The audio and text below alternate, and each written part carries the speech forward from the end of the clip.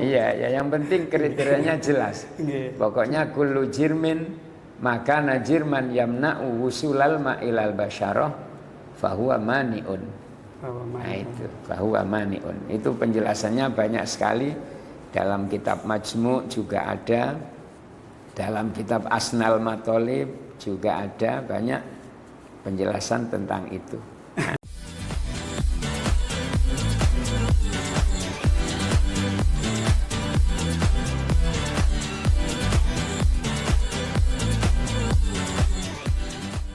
Assalamualaikum warahmatullahi wabarakatuh. Salam hangat dan selamat malam untuk kita semua. Mudah-mudahan semuanya dalam lindungannya. Selamat datang dan selamat berjumpa kembali di podcast Pesantren, podcast Santri Salafiyah edisi Tanya Ustadz. Kalian bertanya, Ustadz menjawab. Nah teman-teman, edisi kali ini merupakan sebuah edisi Tanya Ustadz, di mana kita mendirikan podcast ini merupakan sebuah program untuk mewadahi sebuah problematika teman-teman yang tentunya tujuannya adalah untuk menjawab dan memecahkan masalah-masalah yang terjangkit pada kalian. Nah, mudah-mudahan program ini, yakni Tanya Ustadz, dapat memberikan kemanfaatan dan tentunya dapat menebarkan kebaikan-kebaikan kepada yang lainnya. Sebelumnya, perkenalkan dulu, saya Ahmad Mufaddol, host podcast pada malam hari ini, yang insya Allah akan dibersamai oleh beliau Al-Ustadz Nu'man Abdul Majid. Assalamualaikum Ustadz. Waalaikumsalam. Gimana kabarnya Ustadz? Alhamdulillah, baik. Teman-teman, sedikit informasi bagi kalian. Beliau merupakan ahli fikih yang mengajar di Pondok Pesantren Salafiyah. Begitu juga beliau merupakan tim dari FMPP, Forum Mubahasah Pondok Pesantren Sejawa Madura. Tentunya dari jawaban-jawaban kalian kita tidak usah ragu lagi dong akan jawaban yang kelak akan dipaparkan pada Tanya Ustadz kali ini. Oke teman-teman. Lalu mengapa kita mengadakan ini? Ya, kita tahu bahwa banyak sekali permasalahan-permasalahan yang menjumpai utamanya golongan Gen Z hari ini. Tentu biar tidak panjang lebar, mari kita coba angkat satu permasalahan tentang bagaimana yang sering menghantui para kaum Gen Z. Semisal contoh satu pertanyaan. Di tengah masyarakat sekarang sudah ada yang namanya produk perawatan kulit yang berfungsi untuk melindungi kulit mereka dari sinar matahari. Mungkin kita lebih kenal dengan semisal Hembody. Nah, ini kemudian mereka mendefinisikan dengan sebutan sunscreen. Yang menjadi pertanyaan dan menjadi permasalahan kita pada malam hari ini, sahkah hukum wudhu seseorang yang masih terdapat sunscreen di anggota tubuh mereka? Nah, penasaran kan dengan jawabannya? Yuk kita simak bersama. Oke, terima kasih. Sunscreen, setelah saya juga melihat produk yang dimaksud tadi itu, kemudian saya juga melihat santri-santri putri yang menggunakan sunscreen itu. Kalau kita melihat dari aspek fikihnya terkait dengan toharoh, wudhu maupun mandi besarnya, ya kita lihat pada dasarnya jika produk tersebut ketika dipakai di bagian tubuh ini tidak sampai mencegah untuk datangnya air kepada kulit yang harus dibasuh. Misalkan ketika kita wudhu, wajahnya ketika dibasuh air bisa menyentuh kepada kulit, maka kalau demikian itu wudhu masih dikatakan sah. Mandi junubnya juga sah.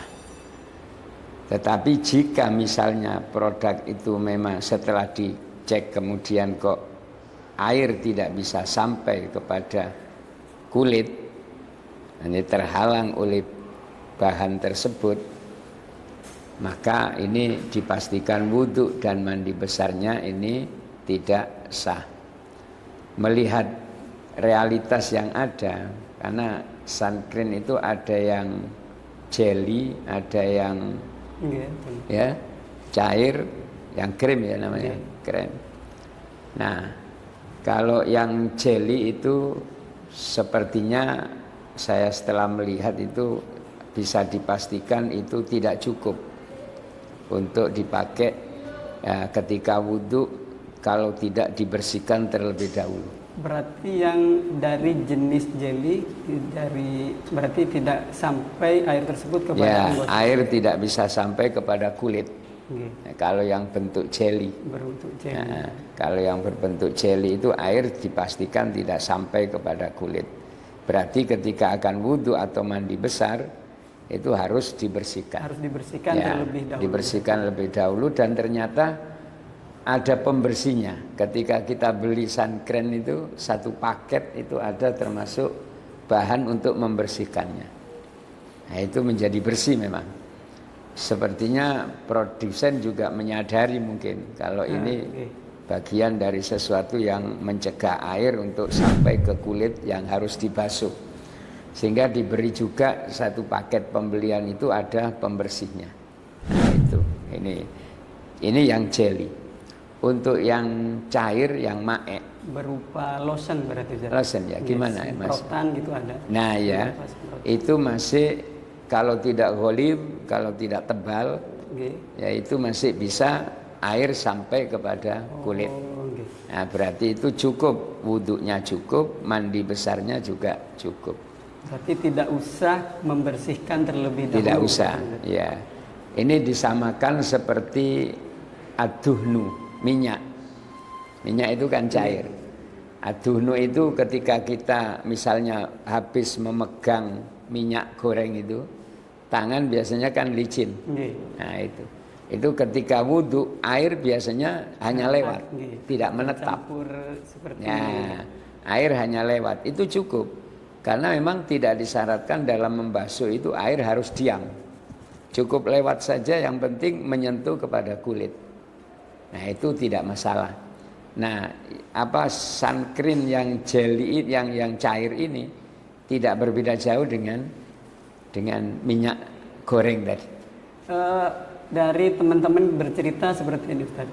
Ketika memakai yang dari model jelly tersebut yang berupa gel, di awal-awal mungkin agak bercampur dengan kayak teksturnya minyak. Tapi ketika sudah didiamkan dalam waktu lama, hal itu hilang dengan sendirinya, seolah-olah mungkin berpindah seperti pakai lotionnya.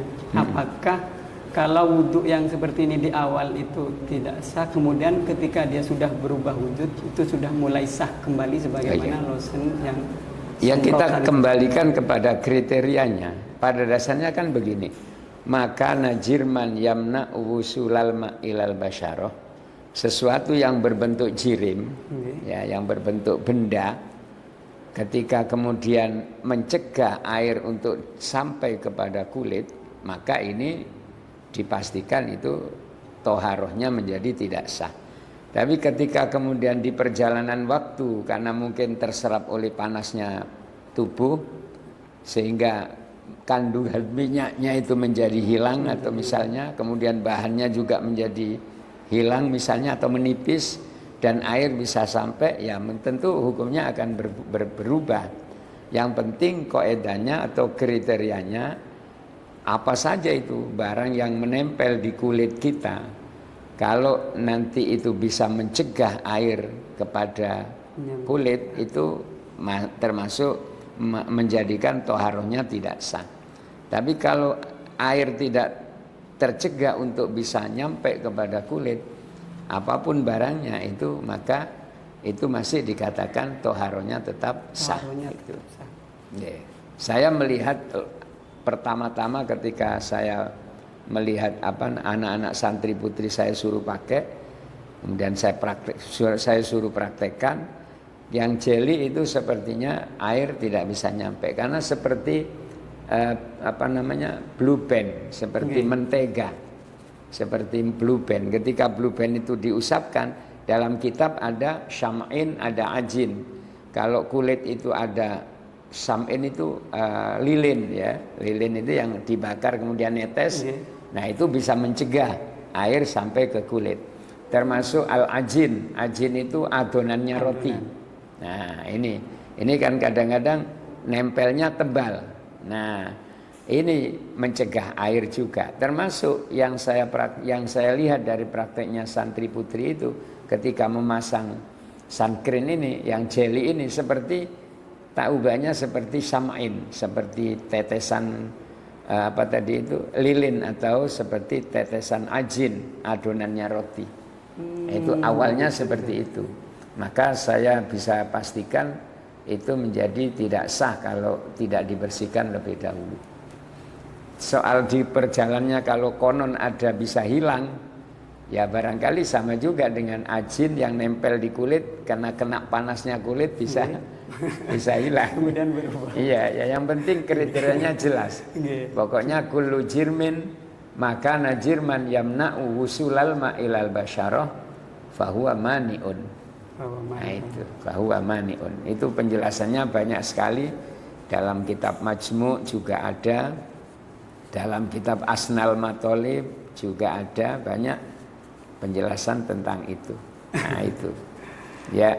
Nah teman-teman bagaimana dari pemaparan beliau, subhanallah luar biasa banget, yakni dirinci serinci sevalid-valid kembali. Wah ini baru satu pertanyaan loh teman-teman.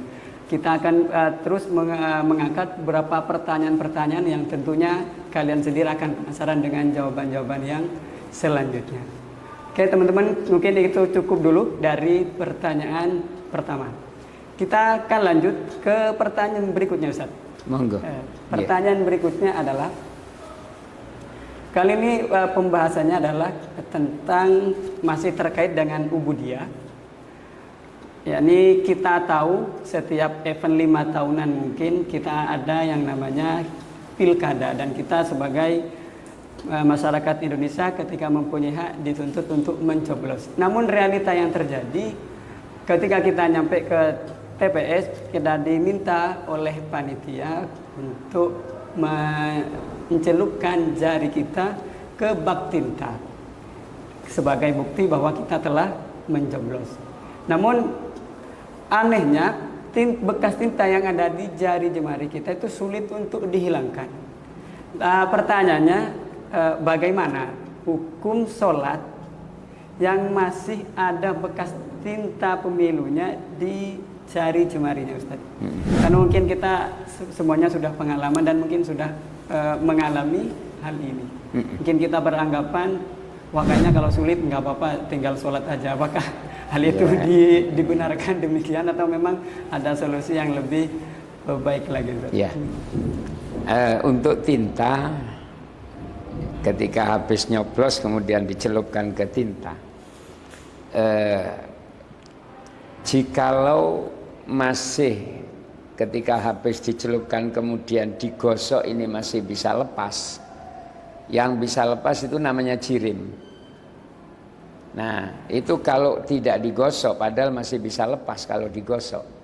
Nah itu kemudian kalau tidak digosok, nah itu bisa mencegah terhadap air untuk sampai ke kulit.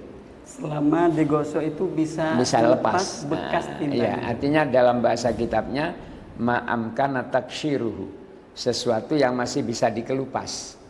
Itu berarti benda kan. Nah berarti si onok bendahnya. Nah kalau masih ada bendanya, maka air bisa terhalang untuk sampai ke kulit yang harus dibasuh. Jika demikian, maka harus dibersihkan dan wudunya tidak sah kalau tidak dibersihkan.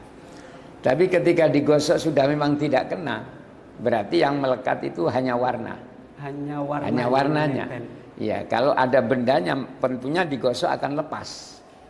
akan mohon maaf Ustaz, ketika kita cuci kan otomatis air itu akan berubah warna.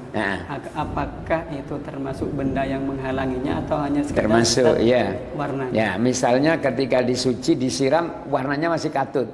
Nah, itu berarti masih ada bendanya. Masih ada bendanya. Ketika sudah disiram tidak berwarna, airnya sudah tidak ikut biru warnanya, atau tidak terwarnai oleh tinta itu, berarti bendanya tinta itu sudah hilang. Digosok sudah tetap tidak bisa hilang, disiram airnya tidak berubah warna. Berarti yang tersisa itu hanya warna. Secara naluriah hal itu sudah bisa dipastikan. Bisa dipastikan. Itu wudunya sah kalau sudah wudunya begitu. Sah. Tapi kalau masih disiram si warna airnya ikut berubah, nah berarti ini belum sah nanti wudunya. Harus dibersihkan dulu.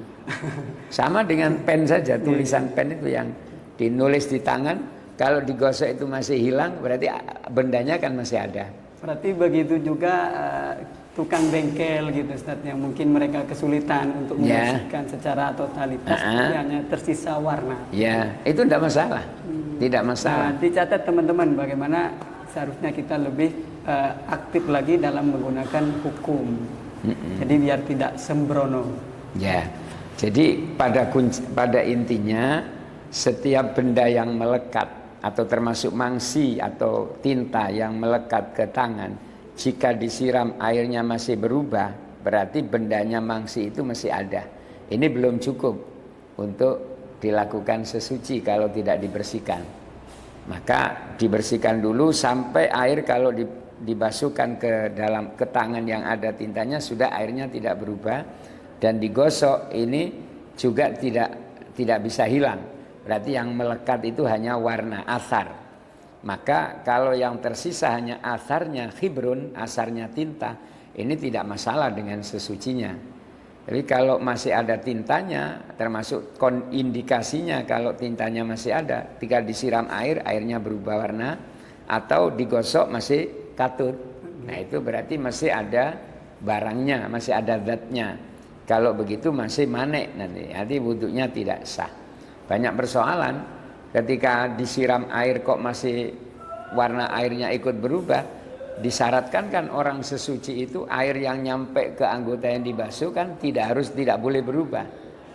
Sehingga ketika sampean keramas ada sampunya, kemudian disiram ambil niat mandi, tidak cukup. Karena cukup. Air sampai di badan yang dibasuh berubah oleh busa itu tadi. Sama dengan ini, air nyampe dibasuh ke tangan kok ternyata airnya berubah kena mangsi. Nah, ini berarti air sampai di tempat yang dibasuh sudah tidak mutlak lagi, sudah mutaghayyir. Mutaghayyir itu persoalannya menjadi dua hal. Di samping air ini berubah menjadi tidak sah, kedua tercegah untuk sampai ke kulit. Nah, ini makanya kalau asar tidak masalah, kalau hanya tersisa asar atau warna tidak masalah. Pertanyaannya mungkin Ustadz, apakah kita diusahakan semaksimal mungkin ada teman-teman yang menyarankan kalau kena misal cat atau tinta itu pakai bensin biar hilang secara totalitas. Apakah itu termasuk dari bagian usaha? Apa cukup hanya dengan air saja? Untuk menghilangkannya memang diperlukan alat atau bahan yang pada umumnya bisa menghilangkan barang tersebut. Kalau mangsi ya cukup dengan air. Cukup 3 kali gosokan saja, itu sudah maksimal. Digosok 3 kali, kalau memang tidak harus pakai alat, pakai air saja digosok 3 kali sudah cukup. Yang tersisa berarti itu sudah warna asar. Tapi kalau misalnya cat ya tidak cukup dengan air saja, harus pakai gas. Itu pun cukup digosok 3 kali. Termasuk uli ketika bengkel-bengkel mobil itu juga sama. Ya biasanya yang bisa menghilangkan pakai wing. Dibersihkan aja pakai wing. Sedangkan yang tersisa di kuku-kuku ini dimakfu. Nah, gitu karena sulit dijangkau. Ini kalau tidak diberikan solusi menurut pendapat marjuh memang Muqabilul Asoh mengatakan dimakfu. Sisa-sisa kotoran yang ada di bawah kuku.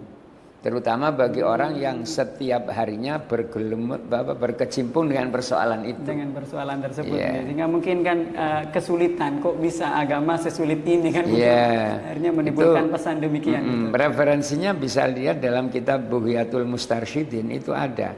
Jika memang ghalibun nas itu sudah tersandung karo persoalan itu setiap harinya, kayak bengkel, kayak orang petani ke sawah banyak lumpur, banyak endutnya, kayak orang mebel pelitur banyak bahan peliturnya.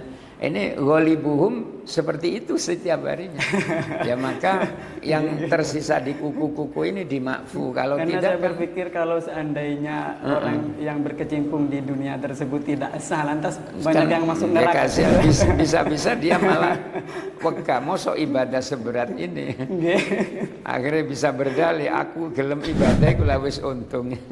Oh, katanya dipersulit. Itu bisa jadi seperti itu. Demikian mungkin yang podcast pada hari ini. Alhamdulillah, subhanallah, luar biasa jawaban-jawabannya mengena banget terhadap problematika yang kita alami saat ini. Kami sebagai host terima kasih tentunya kepada bintang tamu yang telah hadir di tengah-tengah kesibukan beliau. Terima kasih Ustaz. Dan juga tidak lupa kepada para penonton dan para pemirsa di rumah yang mulai dari awal sampai akhir mengikuti podcast pesantren edisi Tanya Ustadz.